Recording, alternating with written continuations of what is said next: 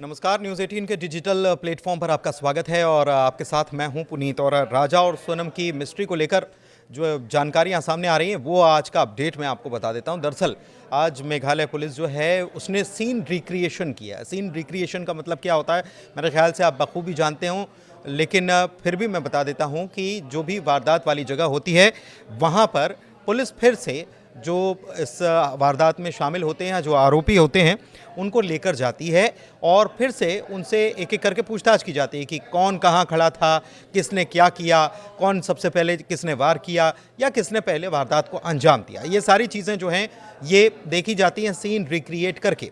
तो जो वारदात वाली जगह है वहाँ पर सीन रिक्रिएशन हुआ है और पुलिस सभी आरोपियों को लेकर गई है, जिसमें विशाल भी था, जिसमें आनंद भी था, जिसमें राज भी था, जिसमें आकाश नाम का एक आरोपी जो है वो भी था और साथ में सोनम को भी ले जाया गया। सबसे पूछताछ की गई, तुम कहाँ खड़े थे, तुम कहाँ खड़े थे, ये सारी चीज़ें हुई हैं। तो इसको लेकर एक प्रेस वार्ता मेघालय पुलिस के द्वारा की गई है और मेघालय पुलिस ने इस प्रेस वार्ता में क्या क्या बताया है ये आपको बता देते हैं। सबसे पहले तो ये बताया गया कि कौन कहाँ खड़ा था।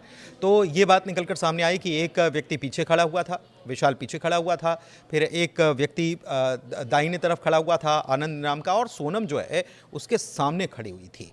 और इसी दौरान सोनम ने कहा कि वार करो, और वार जैसे ही किया गया वैसे ही पीछे से वार किया गया। सबसे बड़ी बात यह है कि मेघालय पुलिस ने अब इस मामले में एक और जांच एंगल तेज कर दिया है। कौन सा जांच एंगल है, आप खुद ही सोचिए कि एक व्यक्ति जो पीछे से वार कर रहा हो, जैसे विशाल ने, इस मामले में पुलिस ने बताया कि सबसे पहला वार जो है वो विशाल ने किया, और जैसे ही विशाल ने वार किया तो सोनम की निकल गई चीख और उसके कपड़े जो थे उनके ऊपर खून के छींटे भी आ गए और वो वहाँ से चीखते हुए भाग गई। लेकिन चूंकि काम अधूरा था और इसके बाद काम पूरा करना था, तो दूसरे शख्स ने भी हमला किया, सामने से हमला किया, जिसका नाम आकाश बताया जा रहा है। और 2 वार जो घातक वार थे राजा के ऊपर, 2 वार किए गए। एक विशाल ने किया सबसे पहले और उसके बाद दूसरा वार जो है वो आकाश ने किया। आनंद ने भी वार किया, लेकिन वो इतना घातक वार नहीं था क्योंकि उसके हाथ पैर कांप गए, वो डर गया। पुलिस की तरफ से ये पूरी जानकारी दी गई है और बाकायदा प्रेस कॉन्फ्रेंस की गई, इसलिए हम आपको ये सटीक जानकारी दे रहे हैं। इसके बाद सोनम वहां से भाग निकली, चीख उसकी निकल गई और फिर इन तीनों ने मिलकर राजा को खाई में नीचे फेंक दिया। लेकिन सबसे बड़ी बात यह है कि पुलिस ने यह पाया है कि इस मामले में एक डाउ का इस्तेमाल नहीं किया गया। एक नहीं बल्कि 2-2 डाउ इस्तेमाल किए गए थे, यानी कि वो हथियार जिससे हत्या की गई, जिससे वार किया गया। सीधी बात है कि एक व्यक्ति पीछे से कोई हमला कर रहा है, उसने अगर हथियार से वार किया तो उसके आगे जो खड़ा है, जिसने हमला किया, क्या वो खाली हाथ खड़ा है या उसने पीछे वाले व्यक्ति से हथियार लिया और फिर हमला किया?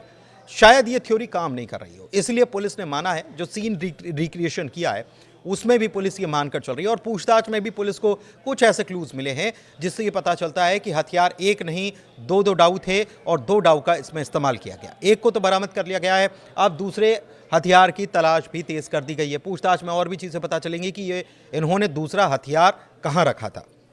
सबसे बड़ी बात यह है कि एक जानकारी और निकलकर सामने आ रही है, वो जानकारी है इनके ड्रेस कोड को लेकर, यानी कि जीन्स और लाइट कलर के शर्ट्स या टी शर्ट इन्होंने वियर किए थे, पहने थे।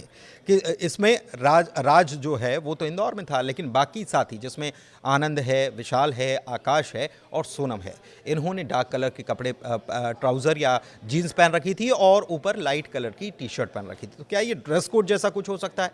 ऐसा लगता तो नहीं, लेकिन हो सकता है कि कोइंसिडेंस हो।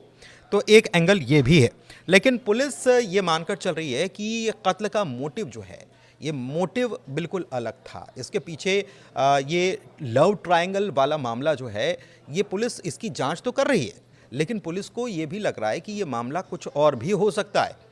और कुछ खबरें ये भी हैं कि कुछ पैसे लेकर गई थी, वो भी गायब हैं। ये भी पता चला है कि राज जो है इस मामले में जो मुख्य आरोपी पुलिस बता रही है उसको, उसके खाते से भी करोड़ों का ट्रांजैक्शन हुआ। तो ये खातों से करोड़ों का ट्रांजैक्शन किस एवज में किया गया, और राज की आर्थिक स्थिति तो सब जानते हैं। तो इस एंगल पर भी जांच की जा रही है, लेकिन अब फिलहाल ये एंगल भी चल रहा है कि पुलिस जो है वो ये भी मानकर चल रही है कि कोई और प्रेमी तो नहीं है, कोई और शख्स तो नहीं है जिसकी वजह से ये सब कुछ हुआ। सबसे बड़ी बात क्या है इसमें, पुलिस जो है वो मानसिक स्थिति सोनम की क्या है इसको भी परखना चाहती है, जांच करना चाहती है। और पहले मेडिकल उसका टेस्ट कराया गया, उसके उसके बाद न्यूरो साइंस इंस्टीट्यूट जो है वहाँ पर सोनम को ले जाया गया। तो कहीं ना कहीं पुलिस को ये लग रहा है कि कहीं ये न्यूरो जैसा कुछ मामला तो नहीं है या साइको जैसा मामला तो नहीं है। ये भी पता चला है कि सोनम ने ही राज का मोबाइल तोड़ दिया था, क्योंकि सारे मोबाइल सोनम के पास थे। सबसे बड़ी बात यह है कि राज के पास मोबाइल ही नहीं था। सारे मोबाइल यानी 4 मोबाइल थे और चारों मोबाइल में से एक मोबाइल जो था वो राज का था, और राज का मोबाइल जो है उसी ने तोड़ा था। उसने और एक विशाल जो नाम का जो इस मामले में आरोपी है उसने मोबाइल तोड़ा था, और उसके बाद वो कहाँ फेंका गया ये अभी तक पता नहीं चल पाया। तो पुलिस इनके बारे में पता कर रही है। और 3 मोबाइल और थे सोनम के पास जो कि उसके खुद के हैं, जिसमें एक आईफोन भी है। तो उसका डेटा रिट्रीव हो जाए, डेटा रिकवर कर लिया जाए, इसके लिए भी प्रयास किए जा रहे हैं। या उन मोबाइल को कहाँ फेंका गया, क्या अलग अलग लोकेशन पर फेंका गया, वो भी जांच कर रही है। इसके अलावा पुलिस जो है एसआईटी जो है मेघालय की, वो इंदौर भी जांच करने के लिए पहुंची है, और वहां पर भी कुछ चीज़ें खंगाली जा रही है। मसलन सोनम कहाँ रुकी थी उस फ्लैट को भी खंगाला गया है, तलाशी ली गई है। एक अपडेट ये भी है, और कुछ अपडेट वहाँ से निकलकर सामने आ रहे हैं।